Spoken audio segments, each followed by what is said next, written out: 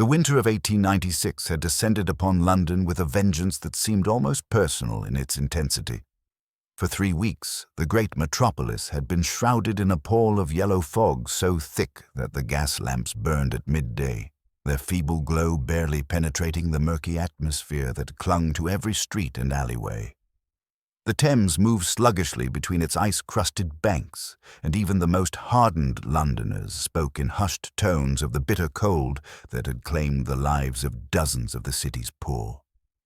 It was on such an afternoon, the 24th of January, that I found myself in the familiar comfort of our sitting room at 221B Baker Street, grateful for the roaring fire that Mrs. Hudson had maintained with such diligent care. My companion, Mr. Sherlock Holmes, had been in a state of restless agitation for the better part of a week. The criminal classes of London appeared to have taken refuge from the weather along with everyone else, leaving Holmes to pace our chambers like a caged wolf, his keen mind thirsting for the intellectual stimulation that only a challenging case could provide. "Watson," he said suddenly, breaking a silence that had lasted the better part of an hour, "do you observe anything particularly noteworthy about the coal in our scuttle?" I glanced toward the coal bucket beside our fireplace, seeing nothing but the ordinary black lumps that had warmed countless London homes throughout this harsh winter. "I confess I see nothing remarkable, Holmes. It appears entirely commonplace to me." "Precisely." He sprang from his position by the window with an energy that startled me from my contemplation of the morning papers. "And therein lies the fundamental problem with our modern age of complacency. We have become so inured to the mundane that we fail to perceive the extraordinary concealed within it. Those coals, my dear Watson, originated from no fewer than 3 distinct mines.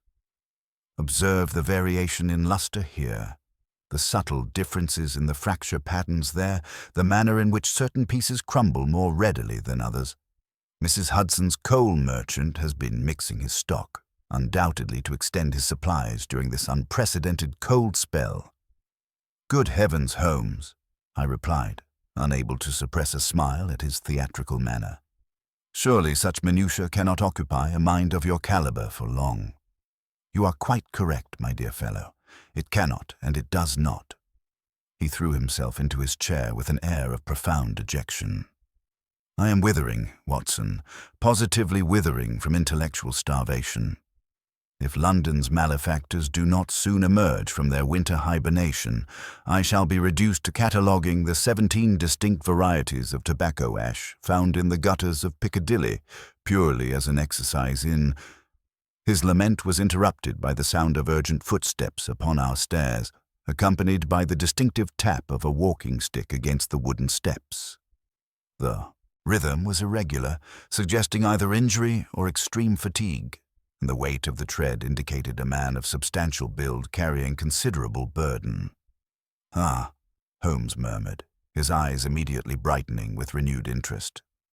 "Unless I am greatly mistaken, Watson, we are about to receive a visitor who has recently descended from considerable altitude, who has traveled far and with great urgency, and who carries with him news of the most serious nature." "How on earth can you possibly deduce—" I began, but was interrupted by a sharp rap at our door, followed immediately by the appearance of Mrs. Hudson, her usually composed features betraying obvious concern. "Begging your pardon, Mr. Holmes, but there's a gentleman here who insists upon seeing you at once. He says it's a matter of life and death, sir. A Mr. Edmund Whitmore, and he's in quite a desperate state, if I may say so." "Show him up immediately, Mrs. Hudson," Holmes commanded, rising to his feet with the fluid grace of a predator sensing prey. "Watson, you would be well advised to set aside your newspaper. Our Alpine Traveller has arrived, and I suspect he brings with him a mystery worthy of our attention." Before I could voice my bewilderment at his prescient observation, the door opened to admit a figure whose appearance confirmed Holmes's deductions with remarkable precision.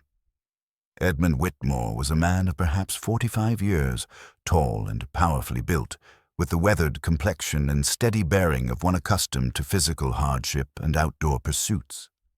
His dark hair, liberally streaked with silver at the temples, was disheveled from travel, and his grey eyes held a haunted quality that spoke of recent trauma or profound worry. He wore a heavy travelling coat still dusted with snow, and as he removed his leather gloves with trembling hands, I noticed that his boots were of the sturdy, hobnailed variety favoured by mountaineers. A leather satchel hung from his shoulder, and the walking stick he carried bore the distinctive iron tip used for navigating treacherous mountain paths. "Mr. Holmes?" he began without preamble, his voice carrying the cultured accent of an educated gentleman struggling to maintain composure under extreme duress. "I have come to you because Scotland Yard has proven utterly inadequate to the task, and I fear that unless the truth is discovered with the utmost speed, a terrible miscarriage of justice will occur. My business partner has been murdered, Mr. Holmes.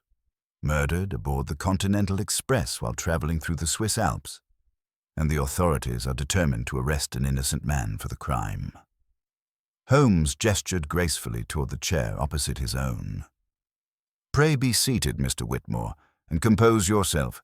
This is my colleague and chronicler, Dr. Watson, before whom you may speak with complete confidence. Now then, I perceive that you have recently returned from the Bernese Oberland, specifically from the region around Grindelwald, where you were engaged in winter mountaineering until approximately 5 days ago. You travelled directly to London without pausing to rest or change your attire properly, which suggests a matter of extreme urgency.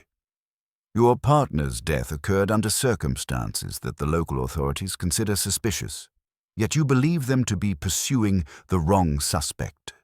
Begin at the beginning, if you please, and omit no detail, however trivial it may appear." Whitmore stared at Holmes in undisguised amazement, his mouth agape. "Your reputation for observation is well deserved, Mr. Holmes, though I confess I cannot fathom how you— but no matter. Time is of the essence, and you are quite correct in your deductions. I was indeed in Switzerland, pursuing my passion for alpine climbing, when this terrible business occurred." He accepted the brandy I offered with a grateful nod, taking a steadying draught before continuing. "My partner, Mr. Charles Pemberton, was also in Switzerland, though our purposes there differed considerably. Charles was a man of business, a successful importer of fine Swiss timepieces and precision instruments. He had travelled to Bern and Zurich to negotiate new contracts with several manufacturers, meetings that were crucial to the expansion of our firm into continental markets." "The firm being?"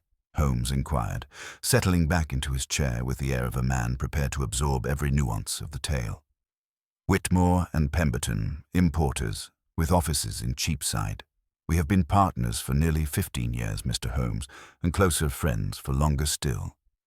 Charles was not a mountaineer himself, but he had arranged to meet me in Grindelwald for a brief holiday before our return to England.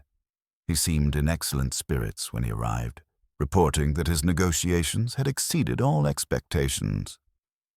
"Continue," Holmes prompted, his fingers steepled beneath his chin in that characteristic pose I knew so well.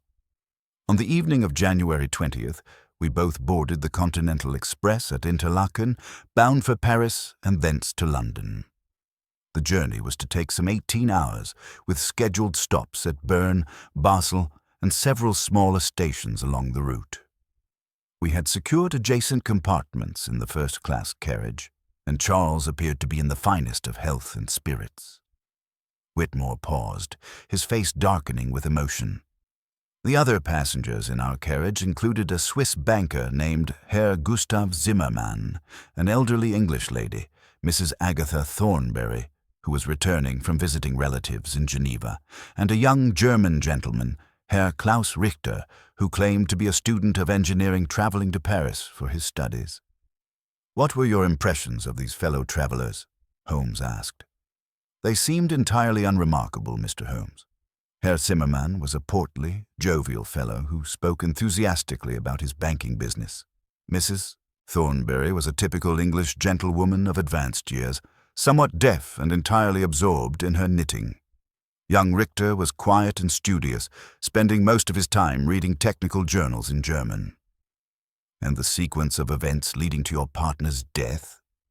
Whitmore's hands trembled as he set down his brandy glass. We dined together in the restaurant car at approximately 8 o'clock, after which Charles complained of feeling somewhat unwell. He attributed it to the rich Swiss cuisine and said he wished to retire early to his compartment. I offered to sit with him, but he insisted he merely needed rest.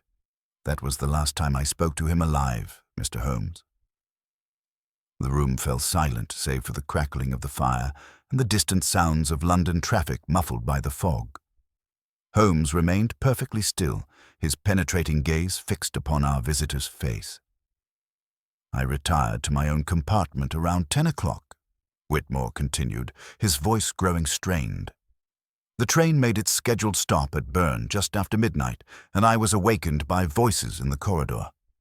When I looked out, I saw the conductor and several other passengers gathered around Charles' compartment door. The conductor was demanding entry, claiming there had been no response to his knocks. And when the door was opened, Charles was dead, Mr. Holmes. He lay upon his berth as if sleeping peacefully, but his skin had taken on a peculiar bluish tinge, and there was a faint, bitter odor in the air that I could not identify. The window of his compartment was slightly open, despite the bitter cold outside, and on the small table beside his berth was a cup of tea that appeared to have been only partially consumed." Holmes leaned forward intently. "Tea, you say? Had your partner requested refreshment from the conductor?" "That is precisely what troubles me, Mr. Holmes. Charles never drank tea in the evening. He claimed it kept him awake. He was most particular about this habit, yet the conductor insisted that Charles had rung for service around 11 o'clock and specifically requested a cup of chamomile tea to help him sleep." "Most curious indeed," Holmes murmured. "And the authorities' conclusion?"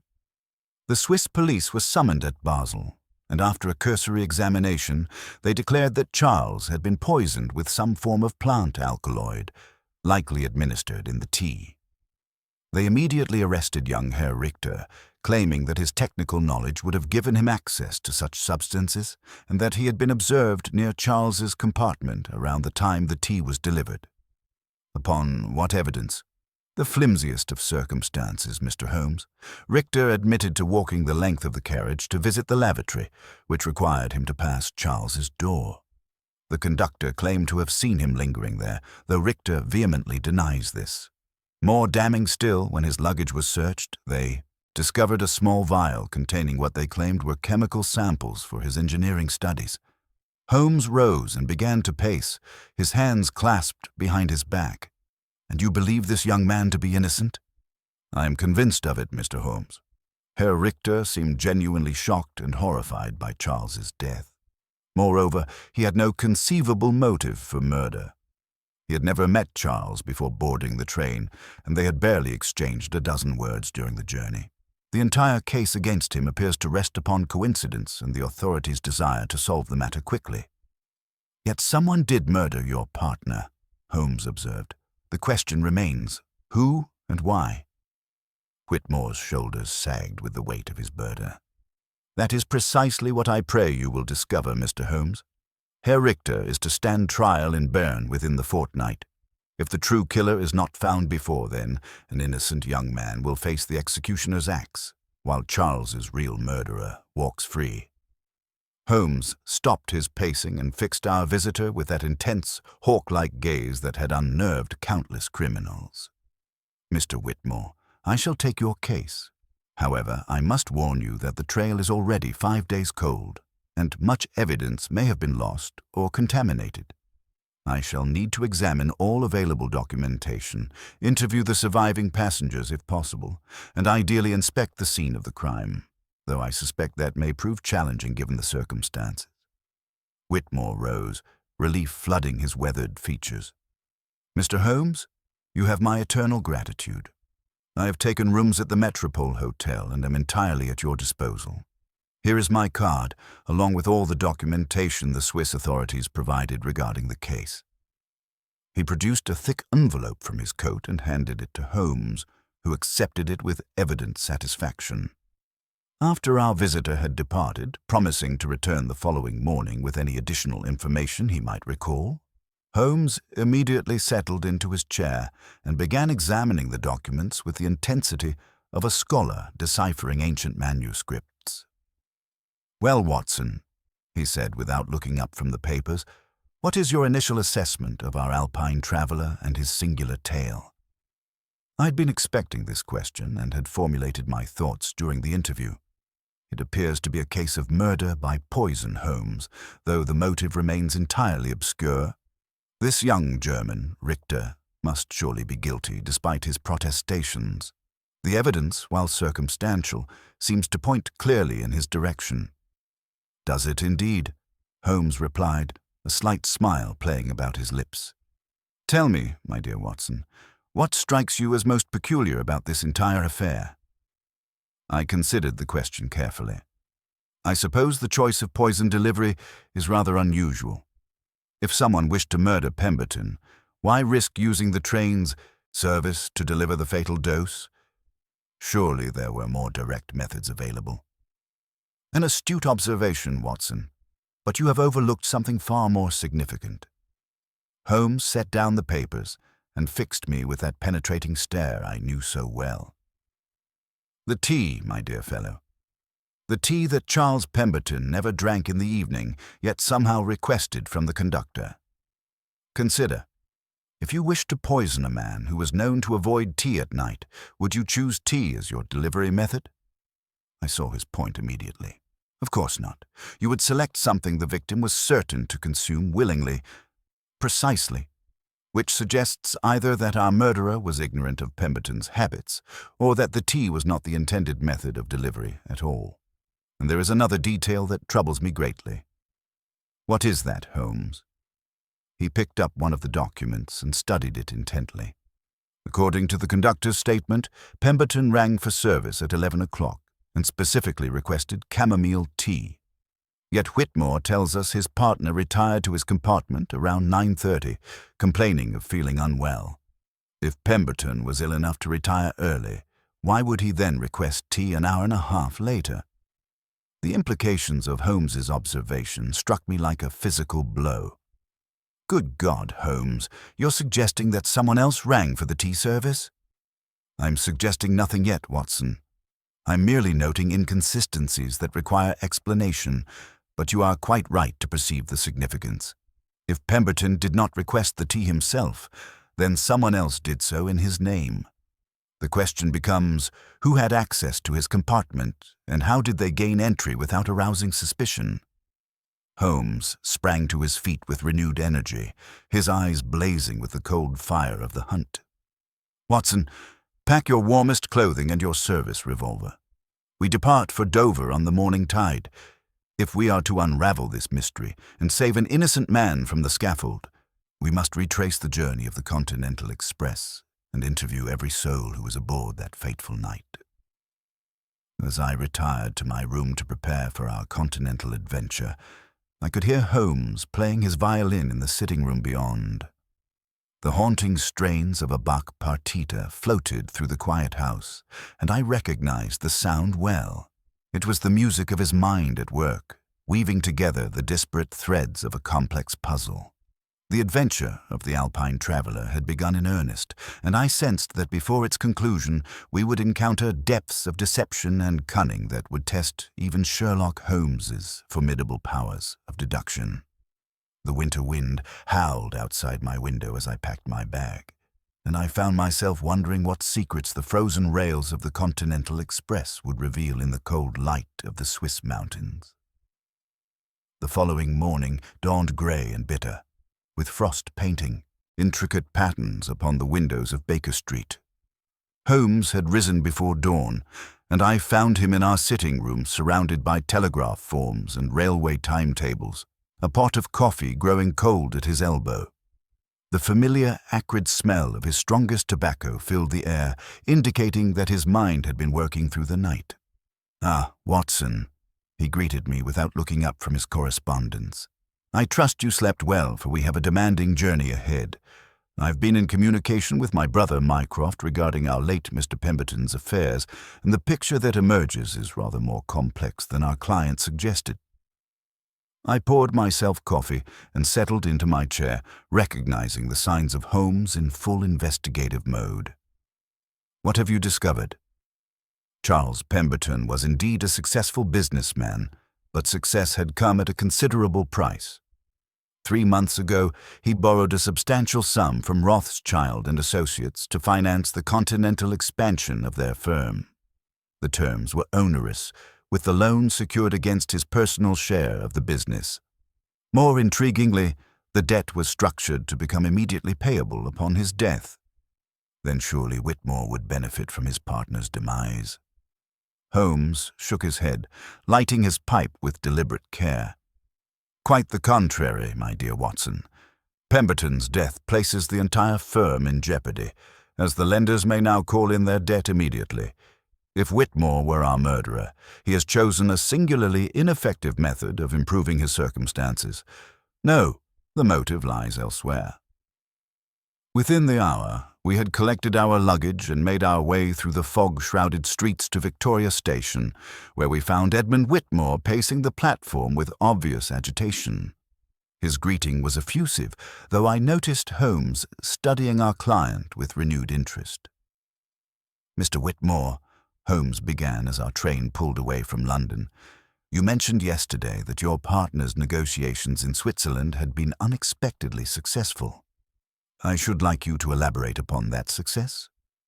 Whitmore shifted uncomfortably in his seat. Charles had secured an exclusive arrangement with Heller and Söhne of Zurich, makers of precision scientific instruments. He was quite elated about it, said it would ensure our prosperity for years to come. And he carried documentation of this arrangement. Yes, in his dispatch case, all the contracts, specifications, everything. Whitmore's voice dropped. "The case has disappeared, Mr. Holmes. The Swiss police claim it was simply mislaid, but Charles would sooner have forgotten his own name." Holmes leaned forward intently. "Describe this case, if you please."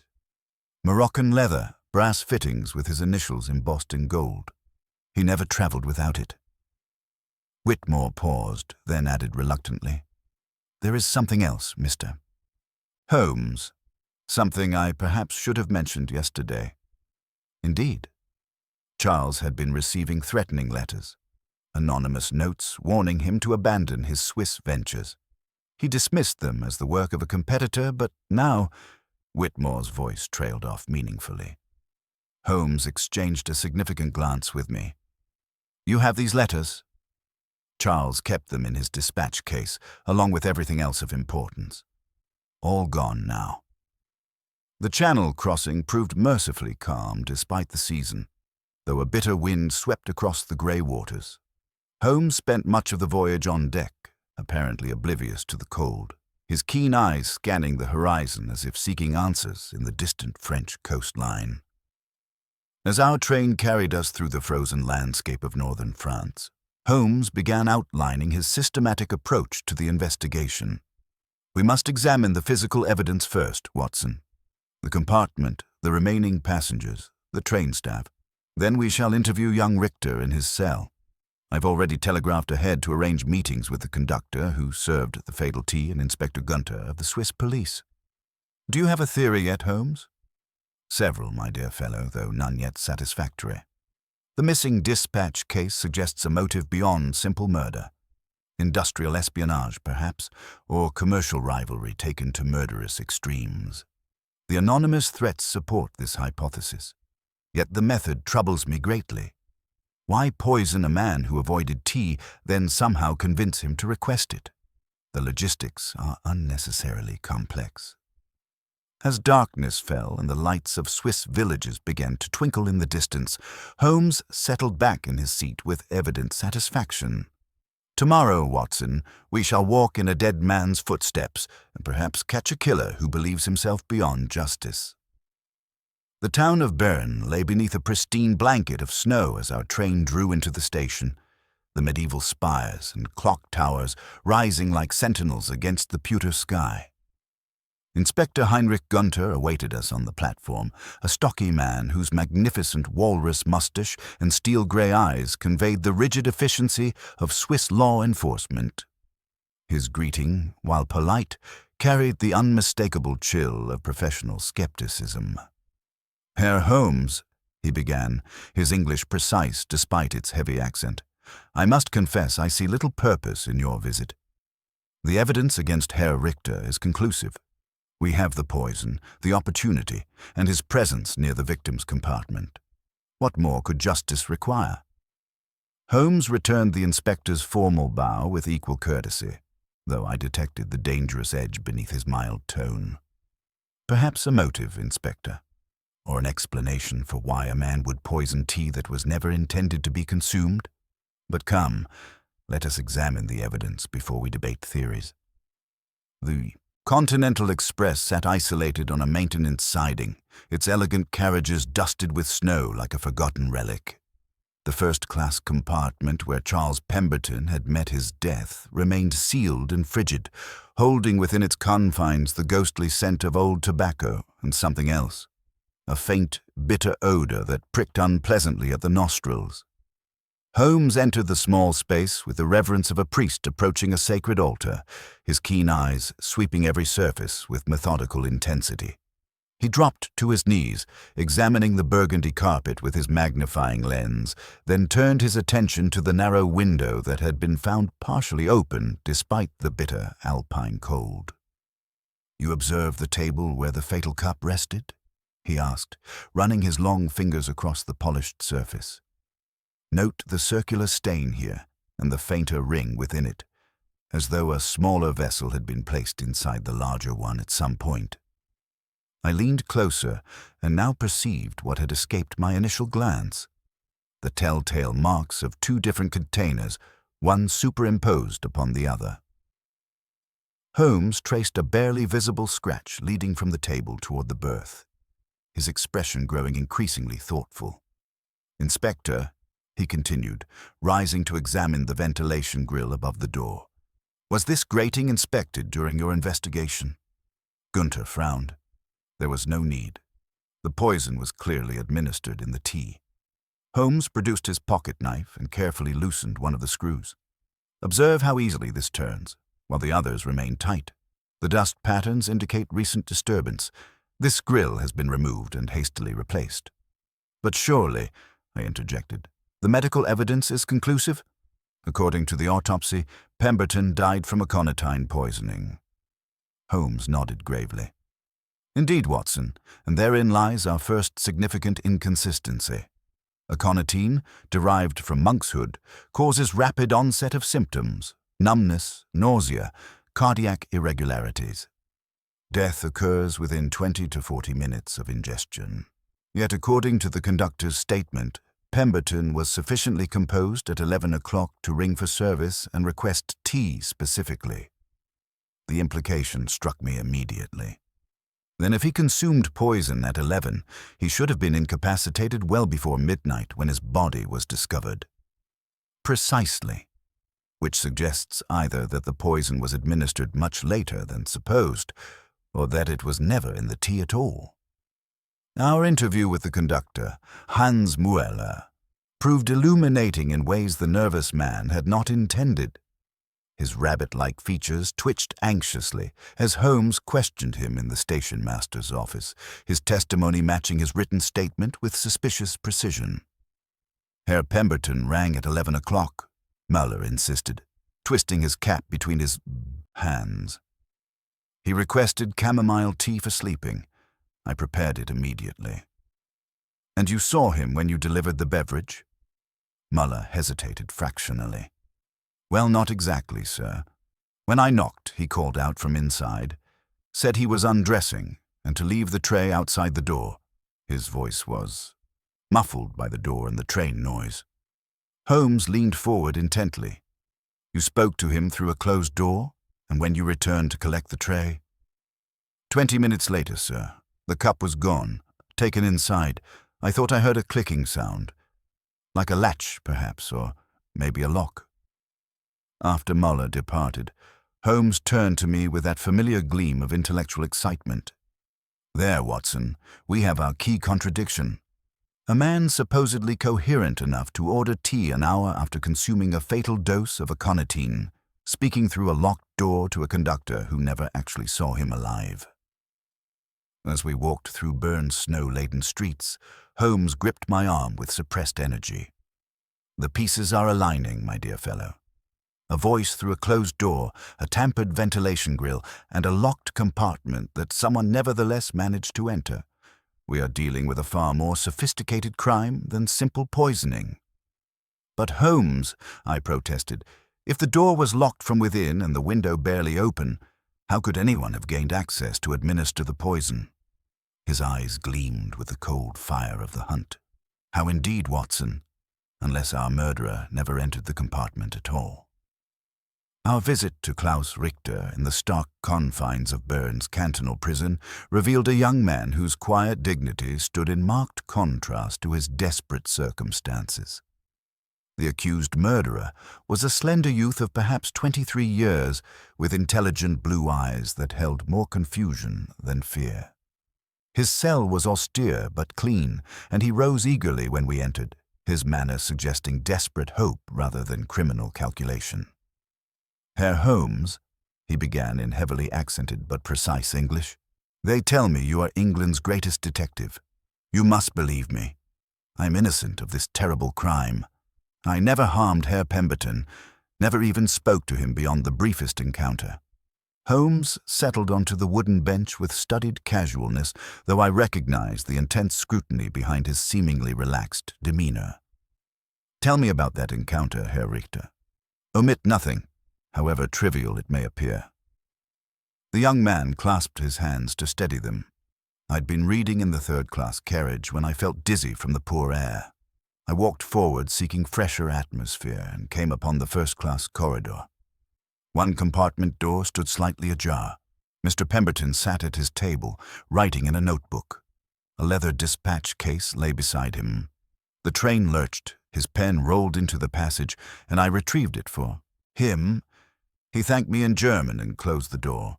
That was all. Perhaps 30 seconds of contact. "At what hour was this?" Holmes inquired. 9:30, I believe.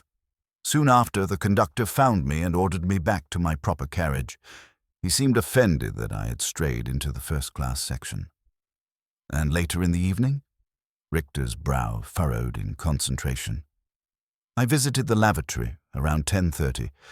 As I passed Mr. Pemberton's door, I noticed a faint scent, something sweet and cloying like bitter almonds, though it vanished almost immediately. The corridor was otherwise empty, save for the conductor emerging from the service pantry. He seemed startled to see me." Holmes leaned forward intently. "You are certain about this scent?" "Absolutely. In my chemical studies, one learns to identify such odors quickly. It was unmistakable, though brief." After departing the prison, Holmes was unusually silent until we reached the Hotel Bellevue, where Mrs. Agatha Thornbury had taken residence. The elderly lady received us in her private sitting room, surrounded by balls of wool and half-finished knitting projects. Her deafness, I soon realized, was remarkably selective. She heard Holmes perfectly when he mentioned her late husband's Foreign Office connections, yet seemed conveniently deaf to more pointed inquiries.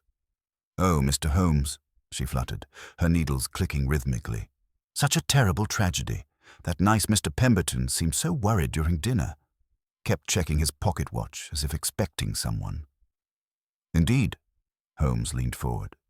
"Did you observe him speaking with anyone other than Mr. Whitmore?" "Only that banker, Mr. Zimmerman. They had quite a heated discussion in the corridor before dinner. Something about unacceptable terms and ruinous interest rates. Mr. Pemberton seemed quite distressed afterwards. This revelation transformed our understanding entirely. Gustav Zimmermann had been presented as a mere fellow traveller, yet he clearly had business dealings with the victim. We found the banker at his offices near the Bundesplatz, where his jovial facade evaporated the moment Holmes mentioned the argument. "Business disagreements happen every day," Zimmermann blustered, wiping his brow with a silk handkerchief. "Pemberton was overextended financially. I merely advised him that his credit situation was precarious. I had no reason to wish him harm. A dead man pays no debts, after all." "Yet you were seen near his compartment around 10 o'clock, Holmes pressed, his voice deceptively mild. The banker paled visibly. I went to apologize for my harsh words earlier, but when I knocked, He wouldn't answer. I heard movement inside, heavy, dragging sounds, but no voice in response. I assumed he was unwell and left him in peace. As we emerged into the cold afternoon air, Holmes gripped my arm with suppressed excitement. "The timeline fractures under scrutiny, Watson. Consider the sequence. Whitmore claims Pemberton retired at 9:30, feeling unwell. At 10 o'clock, Zimmerman hears movement but gets no response to his knocking. Shortly after, Richter detects the scent of bitter almonds in the corridor. Then at 11 o'clock, the conductor supposedly takes a tea order from a man who, by all accounts, should have been incapacitated or dead. The implications struck me like a physical blow. Good God, Holmes, you're suggesting that Pemberton was already dying when Zimmerman knocked. I'm suggesting that the voice which ordered tea at 11 o'clock was not Charles Pemberton's voice at all, Holmes replied grimly. Someone else spoke through that door, Watson. Someone who needed to establish that Pemberton was alive at 11 to provide themselves with an alibi for the time of death. He hailed a passing carriage with urgent gestures. To the railway station, Watson. We must examine that ventilation grill again with fresh eyes. I suspect it holds the key to how a locked room became a tomb and how the dead were made to speak from beyond the grave. As our carriage rattled through Bern's snow-covered streets, I found myself marveling once again at Holmes's ability to perceive the crucial inconsistencies that escaped ordinary observation. The pieces of this Alpine puzzle were beginning to align, revealing the outline of a crime far more sophisticated than simple poisoning, a calculated deception that had nearly sent an innocent man to the executioner's block. The late afternoon light cast long shadows across the railway yard as we made our way back to the Continental Express, Inspector Gunter trailing behind us with visible reluctance. Holmes had procured the original construction plans of the carriage from the station master, and these now crackled beneath his arm as he moved with the focused intensity of a surgeon preparing for a delicate operation. "Watson," he announced as we entered the frigid compartment once more. "We must approach this methodically. The human mind, when confronted with an apparently impossible crime, tends to accept the impossible rather than question the apparent. I propose to test every assumption we have made thus far." He spread the railway plans across Pemberton's narrow berth, weighing down the corners with his magnifying lens and pipe tobacco. The diagrams revealed the intricate network of ventilation ducts that connected the first-class compartments, running like arteries through the carriage's superstructure. "Observe the configuration, gentlemen. Each compartment connects to a central air circulation system designed to prevent the stuffiness that plagued earlier railway designs. The opening above each door is protected by a removable grille, ostensibly for maintenance purposes." Holmes traced the ductwork with his finger. "Now, Inspector, I require your assistance in a small experiment." Gunter's expression suggested he considered such theatrical demonstrations beneath the dignity of Swiss law enforcement. But he complied when Holmes requested that I step into the corridor and secure the compartment door from the outside. The heavy latch clicked shut with finality, leaving me standing in the narrow passageway. "Can you hear me clearly, Watson?" Holmes's voice came through the door, muffled but audible. "Yes, though somewhat indistinctly." A moment of silence followed, then suddenly Holmes's voice seemed to materialize directly beside my ear, as clear and present as if he stood next to me in the corridor. The sound originated not from the door, but from the ventilation grill above my head. "Remarkable," I called out. "It's as though you're standing right here." When Holmes emerged from the compartment, his eyes blazed with satisfaction. "The acoustics are quite extraordinary, Watson. By positioning oneself near the ventilation opening in an adjacent compartment and speaking directly into the duct, one can create a perfect illusion of voice transmission. The conductor, standing in this corridor at 11 o'clock, would have been absolutely convinced he was hearing Pemberton's voice from within the locked room. But that would require access to the neighboring compartment," Gunter observed. "Indeed. And according to our records, the compartment adjacent to Pemberton's remained unoccupied throughout the journey, a stroke of fortune for our murderer, or perhaps careful advance planning. Holmes knelt beside the berth, his keen eyes scanning every surface with renewed purpose. Now we must determine how the poison was actually administered. He produced his pocket lens and began examining the teacup with microscopic attention. Inspector, you mentioned that aconitine was found in the tea residue, but what of the cup itself? Under Holmes's magnification, a nearly invisible waxy film became apparent along the rim of the delicate china. The substance had a faint yellowish tinge and gave off no discernible odor, yet Holmes's expression grew increasingly grave as he studied it. This is not aconitine, gentlemen. This appears to be a concentrated alkaloid preparation, applied directly to the cup's rim and designed to dissolve upon contact with hot liquid. However, the bitter almond scent that young Richter detected in the corridor tells a different story entirely. That odor is characteristic of prussic acid, hydrocyanic acid, a poison that acts within minutes and leaves little trace. 2 poisons? I asked, bewildered. Or rather, 2 attempts at poisoning, with only 1 succeeding. Consider this scenario. Our murderer initially planned to use prussic acid, perhaps introduced through the ventilation system itself. The volatile nature of the compound would make it ideal for such a delivery method. However, something went wrong. Perhaps the victim's window was opened prematurely, dispersing the fumes, or perhaps Richter's presence in the corridor at the crucial moment forced the killer to abort the first attempt. Holmes rose and began pacing the confined space, his mind visibly working through the implications. Faced with a failed poisoning and a victim who might survive to identify his attacker, our murderer was forced to improvise. He gained access to the compartment. How, we have yet to determine, and administered the backup poison directly to the teacup. The prussic acid scent lingered briefly in the ventilation system, explaining Richter's observation, but the actual cause of death was the alkaloid on the cup rim. But when could this have occurred? Gunther demanded. The compartment was locked from within. Was it? Holmes examined the door mechanism closely, his fingers tracing the brass fittings with expert precision. These railway locks are designed for privacy, not security. A man with the proper tools and sufficient mechanical knowledge could manipulate the bolt from the corridor side. The scratches here on the strike plate suggest exactly such interference. He straightened, his expression darkening with the implications of his discoveries. We are dealing with someone who possessed detailed knowledge of this particular carriage design, access to exotic poisons, and the mechanical skill to circumvent a locked door. Moreover, this person required Pemberton to appear alive at 11 o'clock to establish their own alibi for the actual time of death. The voice through the ventilation system, I murmured. Precisely.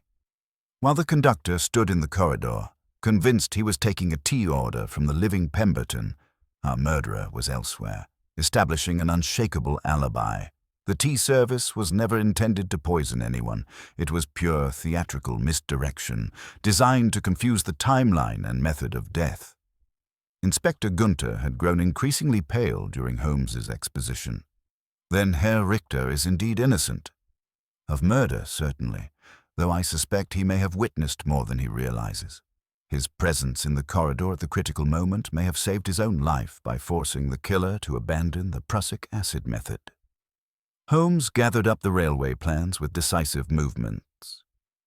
Gentlemen, we have established the how, but the who and why remain elusive. Tomorrow we must interview each surviving passenger again, armed with our new understanding of the crime's true nature. As we emerged from the carriage into the bitter Alpine evening, Holmes paused to gaze back at the silent train. The murderer believed he had constructed the perfect crime. Watson, a locked room mystery with a false timeline and a convenient scapegoat. He failed to account for one crucial factor: the human capacity for precise observation. Richter's nose may yet prove to be the instrument of justice in this affair. The lights of Bern twinkled below us as we made our way back through the snow-covered streets, and I found myself marveling once again at Holmes's ability to transform confusion into clarity through the application of pure logic. Yet I sensed that the most dangerous phase of our investigation lay ahead, for we now sought a killer who had already demonstrated both cunning and ruthlessness in equal measure. The following morning brought a crystalline frost that transformed Bern into a medieval tapestry of white stone and glittering ice. Holmes had risen before dawn, and I discovered him in our hotel suite surrounded by telegrams, railway timetables, and chemical apparatus borrowed from the local university. His breakfast lay untouched beside a growing collection of ash from his pipe, and his eyes held that dangerous gleam I had learned to associate with the final phases of his most challenging cases. "Watson," he announced without preamble, thrusting a lengthy telegram into my hands, "Mycroft has been most illuminating regarding our late Mr. Pemberton's business affairs." The Swiss contracts were worth considerably more than Whitmore indicated. Upwards of £50,000 annually, with exclusive distribution rights throughout the British Empire. Moreover, the firm of Whitmore and Pemberton was in far more desperate straits than our client suggested. I studied the telegram with growing concern. They were facing bankruptcy within 6 months, unless the Swiss venture succeeded spectacularly. But here is the most intriguing detail. Pemberton had been receiving anonymous threats for weeks before his death, warnings to abandon his continental negotiations.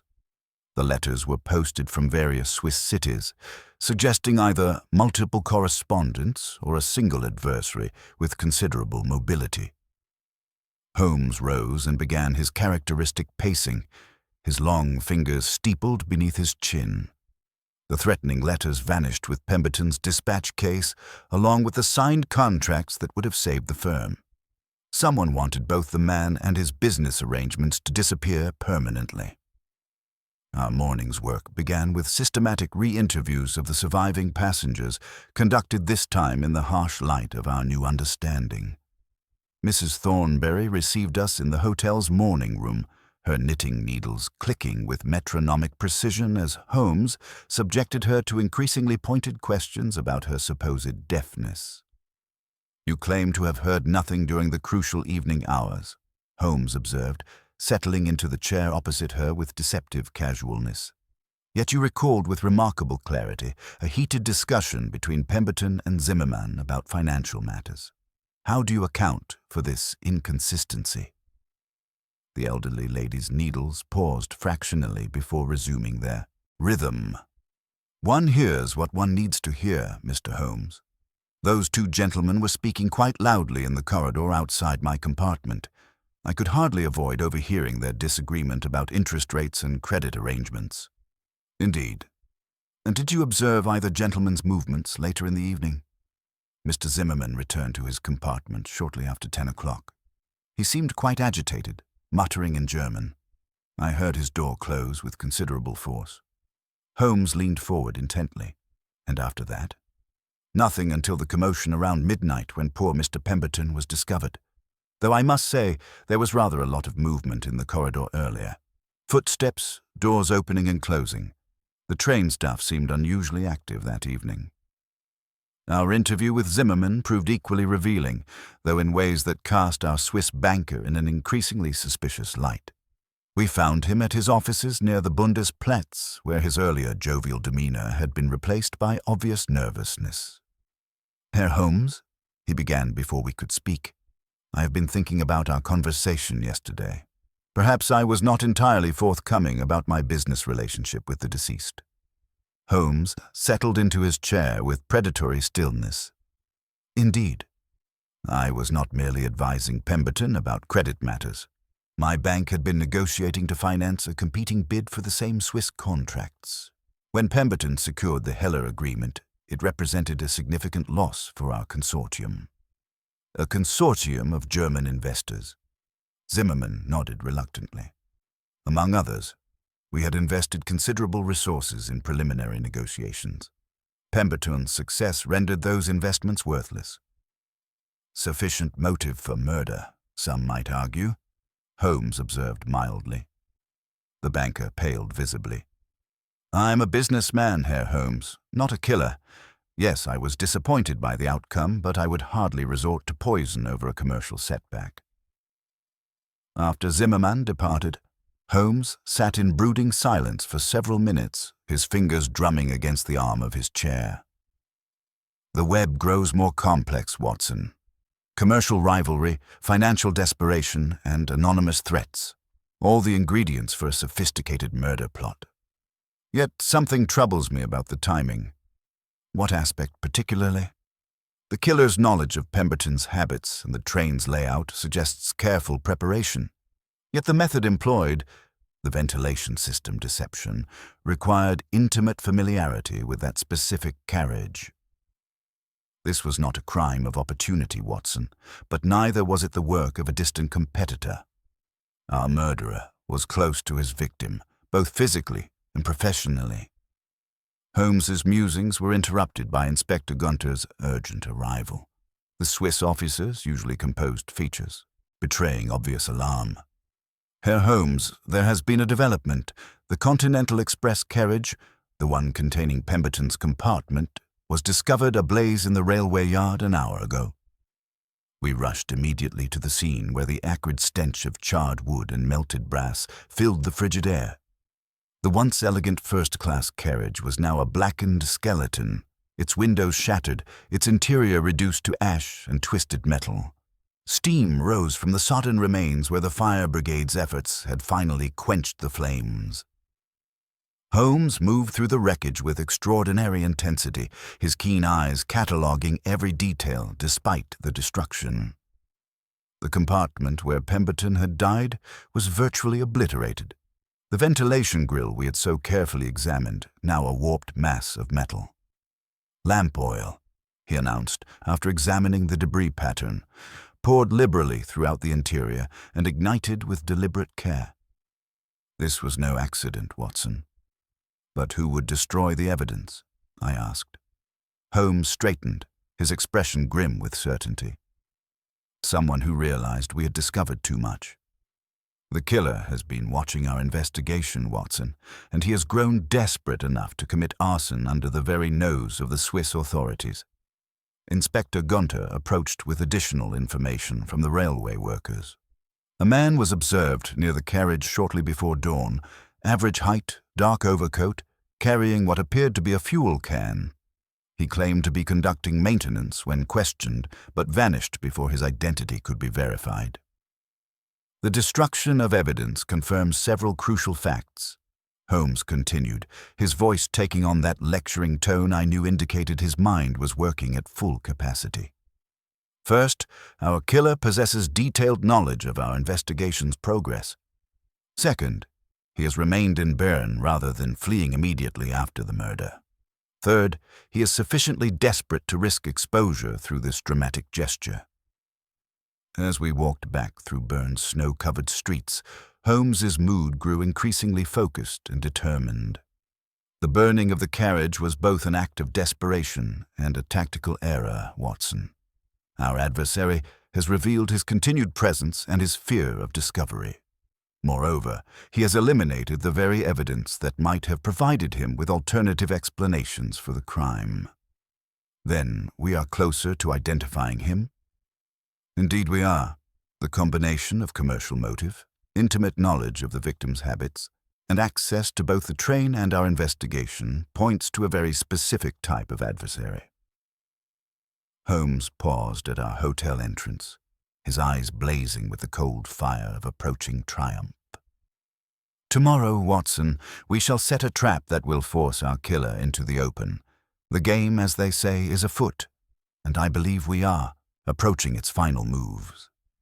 The winter wind howled through Bern's ancient streets as we retired for the evening, carrying with it the promise of revelation and justice. Yet I could not shake the feeling that our adversary's desperation made him more dangerous than ever, and that the final confrontation would test not only Holmes's deductive powers, but our very survival in this frozen Alpine setting, where murder had already claimed 2 lives. Holmes's promised trap materialized with characteristic precision over the following 24 hours, though its true nature remained concealed even from me until the final moments. He began by dispatching a series of carefully worded telegrams to London, each designed to plant specific information in the criminal networks that Mycroft's vast intelligence apparatus monitored so assiduously. By afternoon, he had arranged for Inspector Gunter to release a statement to the local press suggesting that certain documents had survived the railway carriage fire, hidden in a secret compartment that investigators had only recently discovered. "The beauty of this deception, Watson," Holmes explained as we observed the evening edition being distributed throughout Bern's cafes and hotels, "lies not in its complexity, but in its appeal to our adversary's greatest weakness, his desperate need to control every aspect of this investigation. He burned that carriage because he believed it contained evidence that could expose him. Now he must discover whether his arson was truly effective." The newspaper headline proclaimed, "Hidden documents may solve Alpine Express murder," with sufficient detail to suggest that these mysterious papers contained correspondence identifying Pemberton's killer. Holmes had even arranged for Inspector Gunter to be quoted as saying the documents would be examined by experts the following morning at the university's chemistry laboratory. "Surely no one would believe such a convenient discovery," I protested. "On the contrary, my dear fellow. Our killer knows that modern forensic methods can extract secrets from the most unlikely sources. He cannot afford to ignore even the possibility that his identity might be revealed through evidence he thought destroyed. Fear makes men credulous, Watson, and our adversary has every reason to fear." As evening approached, Holmes underwent one of his remarkable transformations, emerging from our hotel room as Herr Friedrich Weber, a shabby correspondent for the Neue Zürcher Zeitung. His stooped posture and ink-stained fingers created such a convincing portrait of a struggling journalist that even I found myself addressing him with uncharacteristic deference. "I shall circulate through the hotel, Watson, observing who shows unusual interest in tonight's developments. You must maintain your normal routine, but keep your service revolver close at hand. Our murderer has already demonstrated his willingness to resort to violence when cornered." The Hotel Bellevue's lobby buzzed with the subdued conversations typical of establishments catering to international travelers, but I noticed Holmes moving through the crowd with the practiced ease of a man accustomed to observing without being observed. He lingered near conversations, purchased drinks he never consumed, and somehow managed to be present whenever groups discussed the day's sensational newspaper revelations. At precisely 9 o'clock, a familiar figure approached the concierge's desk with obvious agitation. Edmund Whitmore, our supposed client, spoke in urgent whispers about the need to contact the British consul immediately regarding new developments in his partner's murder case. His weathered mountaineer's hands trembled as he wrote out a message, and his eyes darted constantly toward the hotel's entrance as though expecting unwelcome visitors. Holmes materialized beside me with the silent efficiency that never ceased to amaze me. "Our quarry has taken the bait, Watson. Observe how he attempts to appear surprised by the newspaper reports, yet his questions to the concierge reveal intimate knowledge of police procedures and evidence handling. No innocent man would know to ask about chain of custody protocols. You suspect Whitmore." "I have suspected Whitmore since our first meeting, my dear fellow. Consider the evidence. He possessed complete knowledge of Pemberton's habits, travel schedule, and business arrangements. He had access to the threatening letters he claims were sent anonymously. Most tellingly, he engaged my services not to solve the crime, but to direct suspicion away from himself and toward convenient scapegoats." The revelation struck me like a physical blow. Good God, Holmes, then we have been manipulated from the very beginning. Indeed we have, and rather skillfully too. Whitmore calculated that by hiring the famous Sherlock Holmes, he would appear above suspicion while simultaneously controlling the investigation's direction. He provided us with carefully selected information designed to implicate either young Richter or the business rivals, never imagining that his own actions would ultimately betray him. Holmes produced a telegram from his waistcoat pocket. Mycroft's inquiries have revealed the true state of Whitmore and Pemberton's finances. The firm was indeed facing bankruptcy, but not from lack of contracts. Whitmore has been systematically embezzling funds for nearly 2 years, financing his expensive mountaineering expeditions and covering substantial gambling debts. Pemberton's Swiss success would have required a complete audit of the company books, an audit that would have exposed Whitmore's theft. Then the motive was financial. Financial and personal. Whitmore genuinely cared for his partner, Watson, which makes his crime all the more tragic. He began with anonymous threats, hoping to frighten Pemberton away from the continental venture. When that failed, he resorted to murder, telling himself it was the only way to preserve both their reputations and the firm's future. As if summoned by our conversation, Whitmore himself approached our secluded corner of the lobby, his face bearing the haggard expression of a man under tremendous strain. "Dr. Watson," he began without preamble, "have you seen the evening papers? They claim the police have found new evidence, documents that survived the fire. Surely this is impossible." "Holmes believes the reports may be accurate," I replied, following the script we had prepared. "Modern chemical analysis can recover information from the most unlikely sources. If these documents contain correspondence identifying the killer..." Whitmore's composure cracked visibly. "But the entire carriage was destroyed. I saw the wreckage myself. Nothing could have survived such complete destruction. The slip was subtle but unmistakable. How could Whitmore have seen the wreckage unless he had visited the railway yard after the fire? His supposed shock at learning of the blaze had been entirely theatrical." Holmes stepped forward, dropping his disguise with dramatic suddenness. "Nothing survived because you ensured nothing would survive, Mr. Whitmore. You burned that carriage not to destroy evidence of another's guilt, but to eliminate proof of your own crime." Whitmore staggered backward, his face draining of color. "Holmes, but I thought you were... How did I penetrate your deception?" "Through the application of logic to observable facts, sir.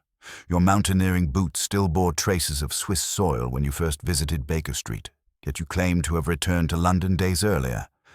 Your knowledge of police procedures exceeded that of an innocent client. Most damning of all, your emotional reactions were perfectly calibrated to deflect suspicion while providing just enough information to implicate others." Inspector Gunther emerged from behind a marble pillar where he had been concealed, flanked by 2 constables. "Edmund Whitmore, you are under arrest for the murder of Charles Pemberton. The evidence against you is overwhelming." "What evidence?" Whitmore demanded, though his voice carried the hollow ring of defeat. Holmes smiled coldly. "The dispatch case you claimed was stolen was found in your hotel room this morning, hidden behind a panel you installed yourself. The contracts were destroyed, but chemical analysis of the residue revealed traces of the same alkaloid poison found in Pemberton's teacup. More conclusively, your room contained detailed sketches of the Continental Express's ventilation system. Sketches that could only have been made by someone planning to exploit those ducts for criminal purposes." As the police led Whitmore away, he turned back with a final, desperate plea. "I never meant for it to go so far, Holmes. Charles was like a brother to me, but he would have destroyed everything, our reputation, our firm, our future. I tried to warn him, tried to make him abandon the Swiss venture, but he wouldn't listen. The murder was meant to look like an accident, a heart attack brought on by business stress. The poison was supposed to be undetectable." "Yet you underestimated modern forensic science," Holmes observed. "And you failed to account for the one factor that has proven the downfall of countless criminals: the human capacity for precise observation. Young Richter's detection of prussic acid in the corridor provided the crucial clue that unraveled your entire scheme." The winter wind howled through Bern's medieval streets as we watched the police carriage disappear into the swirling snow. Holmes stood silently for a long moment, his aquiline features etched with the weariness that always followed the resolution of a particularly complex case. The most dangerous adversary, Watson, is often the one who invites you into his confidence. Whitmore's greatest mistake was not the murder itself, but his decision to hire me as his unwitting accomplice. He believed he could manipulate the great detective, never realizing that every lie he told, every misdirection he attempted, only served to illuminate the truth he sought to conceal. As we returned to our hotel through the frozen Alpine night, I reflected on the strange journey that had brought us from the fog-shrouded streets of London to this moment of revelation beneath the star-filled Swiss sky. Once again, Holmes had demonstrated that no crime, however cleverly conceived, could long withstand the relentless application of pure logic and systematic observation. The adventure of the Alpine Traveller had reached its climax, leaving behind only the cold satisfaction of justice served and truth revealed. The grey dawn that followed Whitmore's arrest found us assembled in Inspector Gunter's office, where the Swiss officer had requested a comprehensive review of the case for his official report. Holmes sat with characteristic precision, his long fingers steepled beneath his chin as he gazed through the frost-covered windows at the snow-laden streets of Bern. The dramatic events of the previous evening had given way to the methodical satisfaction of intellectual clarity, and I sensed that my companion was preparing to deliver one of his masterful expositions. "Inspector," Holmes began, turning from the window with renewed energy, "you have witnessed the arrest of a murderer, but I suspect the mechanics of his crime remain somewhat obscure. Allow me to reconstruct the events of that fatal night aboard the Continental Express, for it was a performance of remarkable complexity disguised as simple tragedy." Gunter opened his notebook expectantly while Holmes rose and began his familiar pacing, the rhythm of his movements matching the cadence of his analytical mind. Whitmore's plan possessed a fatal duality. Two methods of murder employed in sequence, each designed to mask the failure of its predecessor. The first attempt relied upon prussic acid, introduced through the ventilation system, a method that would have appeared to be natural heart failure. He had studied the carriage design meticulously, noting how the air circulation could be manipulated to deliver volatile substances directly to a sleeping victim. But young Richter's presence in the corridor at the crucial moment forced an abort, I interjected, following the logical progression. "Precisely, Watson. The bitter almond scent Richter detected was evidence of Whitmore's hasty retreat from his original plan. Faced with a witness and a partially failed poisoning attempt, our murderer was compelled to improvise. Here we observe the true sophistication of his criminal mind. Rather than flee, he adapted. Holmes produced a slender steel instrument from his waistcoat pocket, placing it upon Gunter's desk with deliberate ceremony. This modified mountaineering tool, recovered from Whitmore's effects, explains the mystery of the locked compartment. The Continental Express locks are designed for privacy, not security. A man with mountaineering experience and mechanical aptitude could easily manipulate the bolt mechanism from the corridor side. Inspector Gunter examined the tool with fascination. But the voice at 11 o'clock, how was this accomplished? Through acoustic deception of remarkable ingenuity, Holmes replied, his eyes brightening with professional admiration for the criminal's technique. Whitmore positioned himself in the adjacent unoccupied compartment, which he had doubtless reserved under false pretenses, and spoke directly into the ventilation grill. The ductwork carried his voice into Pemberton's quarters with perfect clarity, creating the illusion that the victim was alive and coherent. While in reality, Pemberton was already dying from the secondary poison, I added, the full picture becoming clear. Indeed, having gained entry using his lock tool, Whitmore found his partner semi-conscious from the failed prussic acid exposure. He applied a concentrated alkaloid preparation to the rim of the teacup he had brought with him, knowing that any subsequent drink would complete what the gas had begun. The partially open window was staged to disperse lingering fumes, while the voice deception established a false timeline that would have made his own guilt impossible to prove. Holmes paused in his pacing, his expression growing more somber. The psychological aspects of this crime are perhaps more fascinating than the mechanical ones. Whitmore engaged my services not to solve the murder, but to control its investigation. He calculated that by hiring the famous Sherlock Holmes, he would appear above suspicion while simultaneously directing our attention toward convenient scapegoats. A strategy that nearly succeeded, Gunter observed. It failed because Whitmore underestimated two crucial factors: the persistence of physical evidence and the power of precise observation. Young Richter's detection of prussic acid provided the key that unlocked the entire deception. Moreover, Whitmore's sentimental attachment to his partner's dispatch case proved his undoing. He could not bring himself to destroy the tangible proof of their partnership, even as he destroyed the man himself. Holmes moved to the window once more, his silhouette sharp against the morning light. The burning of the railway carriage was an act of desperation that only confirmed our suspicions. An innocent man does not destroy evidence, only the guilty fear what close examination might reveal.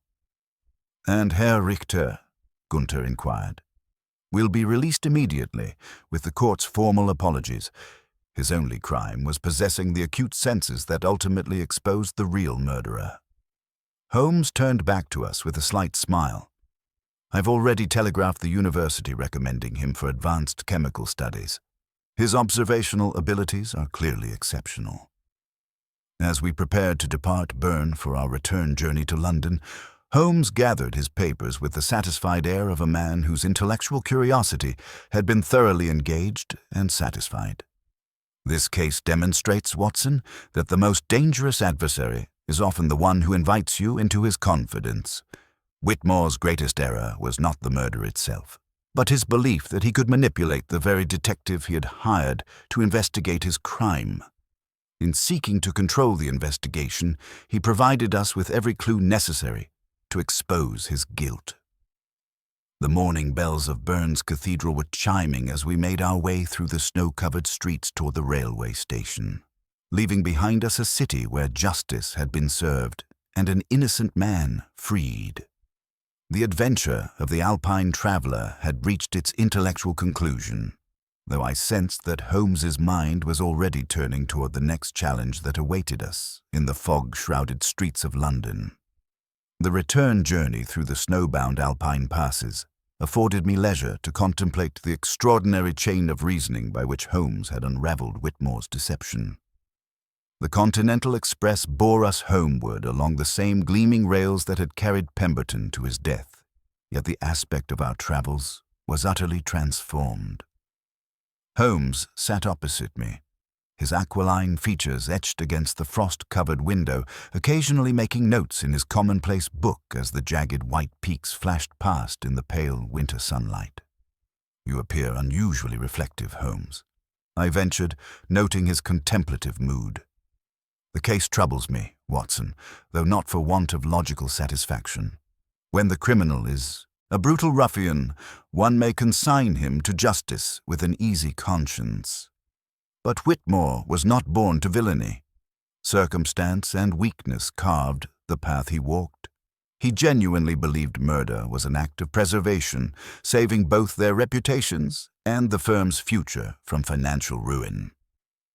Our philosophical discussion was interrupted by a timid knock at our compartment door.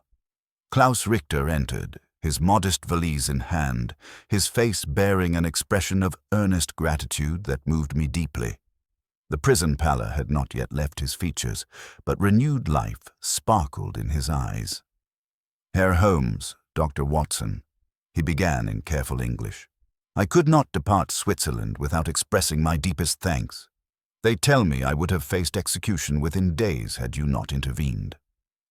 Holmes inclined his head with grave courtesy. "You owe your exoneration more to your own powers of observation than to my efforts, Herr Richter.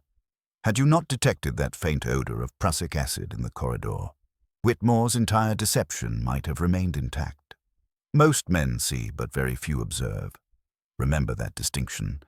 It may prove the making of you." The young man produced a small brass instrument from his pocket, an elegantly constructed anemometer. "I have little with which to repay you, but please accept this device of my own construction. I'd hoped to present it as a sample to a Paris firm, but I would rather it belong to the man who restored my future." Holmes examined the instrument with genuine interest. "Admirable workmanship. You possess both a scientific mind and a craftsman's hand, Herr Richter. The Swiss government has awarded you a scholarship for advanced chemical studies at Zurich, with emphasis on forensic applications. The world has enough destroyers. It desperately needs men who can build."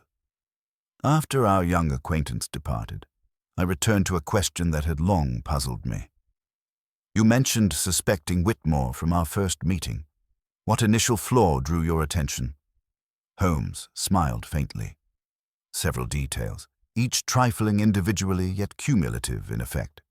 When he appeared at Baker Street, his mountaineering boots still bore traces of Swiss soil, dried alpine clay and mica that a single damp London pavement would have removed. Yet he claimed to have spent days traversing London between solicitors and Scotland Yard. His tale was inconsistent with his footwear. You condemned him on that alone. Merely placed a question mark beside his name. That mark grew larger when he mentioned the missing dispatch case, yet failed to emphasize that it contained evidence of serious threats against Pemberton. Either he was editing his story, or he was an imbecile, and Whitmore was no imbecile." As we crossed the Channel and made our way through the familiar fog-shrouded streets of London, Holmes seemed to shake off his philosophical mood. Mrs. Hudson greeted our return with obvious relief, and a substantial pile of correspondence awaited Holmes's attention on his desk. 3 jewelry cases, 2 matrimonial investigations, and what appears to be a fascinating matter involving forged railway bonds, he announced, sorting through the letters with renewed energy. "The criminal classes have clearly emerged from hibernation, Watson." That evening, settled before our Baker Street fire, Holmes returned once more to the Alpine case. This affair illustrates several principles I have long advocated. First, that the most dangerous adversary often appears most cooperative. Second, that physical evidence never lies, even when human testimony proves unreliable. Third, that excessive cleverness in criminal schemes often conceals fundamental weaknesses. "You will want me to chronicle the case?" I asked.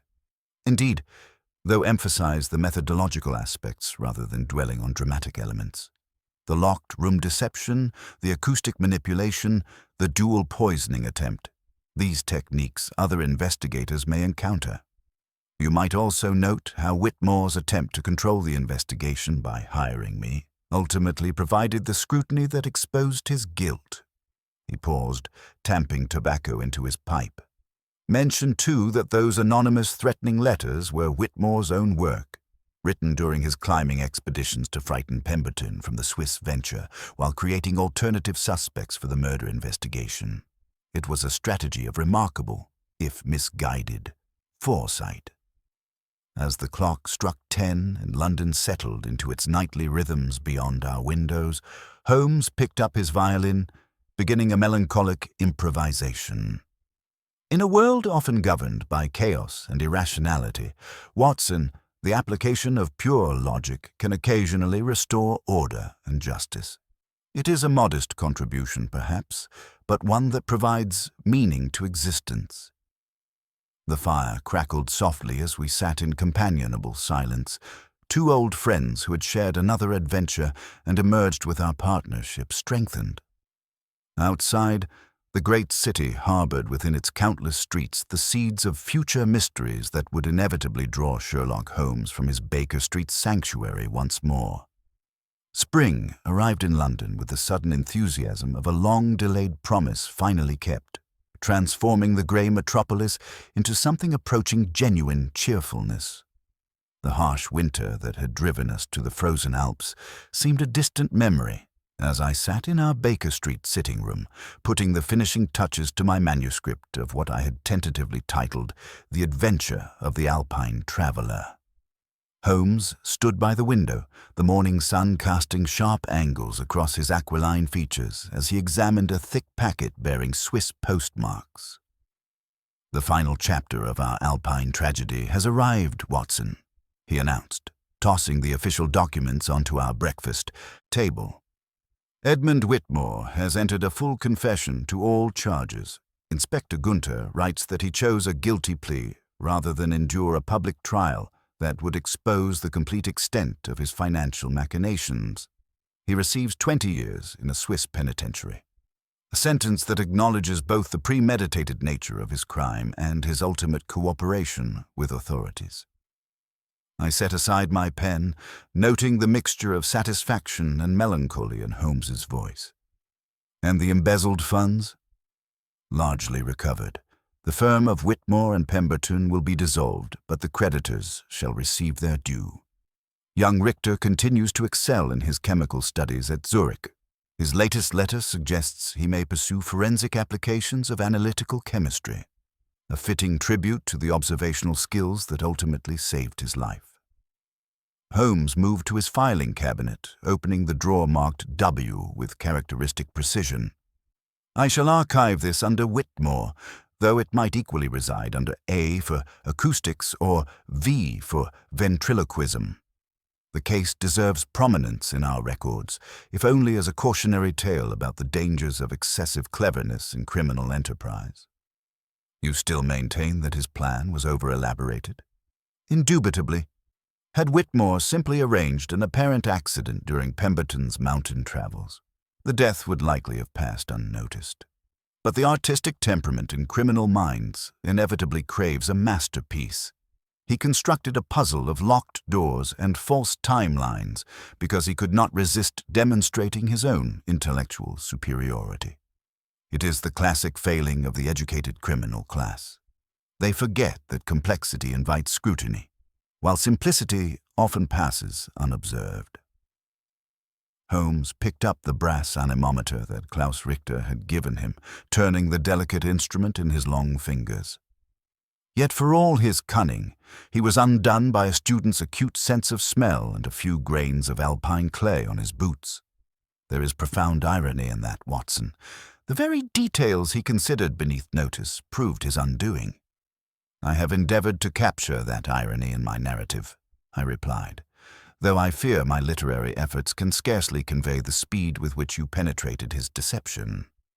You romanticize the mundane processes of logical deduction, my dear fellow, but come—" He gestured toward the street below, where a hansom cab had just drawn up with obvious urgency. "The mind, like nature, abhors a vacuum. Unless I am greatly mistaken, a new problem is about to present itself." I joined him at the window, observing a young woman in deep mourning emerging from the cab. She paused on the pavement, gazing up at our windows with an expression of desperate resolve. "A governess," Holmes deduced immediately, his eyes narrowing with familiar intensity. "Note the practical cut of her dress, the absence of ornamentation, yet the unmistakable bearing of authority. She has traveled from Kent. Observe the distinctive red clay on her boot soles. The ink stain on her right index finger suggests frequent correction of exercises, while her agitation indicates she fears for her charge's safety. How can you be so certain of her profession? The calluses on her hands, visible even from this distance, indicate both writing and needlework. Her reticule is clutched as though it contained state secrets, and she has checked her watch twice in 10 seconds. Classic symptoms of a woman responsible for others, yet powerless to protect them adequately." Mrs. Hudson's knock confirmed Holmes's deductions with uncanny accuracy. Miss Mary Sutherland, governess to the Pembroke family near Tunbridge Wells, entered our sitting room bearing tales of mysterious lights in abandoned wings and a child who claimed conversations with invisible visitors. Holmes listened with closed eyes, his fingertips pressed together in that characteristic pose, the Alpine tragedy already receding into memory, as this fresh puzzle engaged his formidable intellect. The file on Edmund Whitmore lay closed upon his desk, a testament to justice served and truth revealed, but for Sherlock Holmes, the only case that truly mattered was always the one yet unsolved. As I watched him lean forward to question our new client, his face alive with intellectual hunger, I realized that each ending was merely prelude to another beginning. The fog swirled against our window panes, promising fresh mysteries and unknown dangers, while in the center of it all sat the world's only consulting detective, ready once more to apply reason's cold light to human confusion's dark labyrinth. The game, as always, was eternally afoot.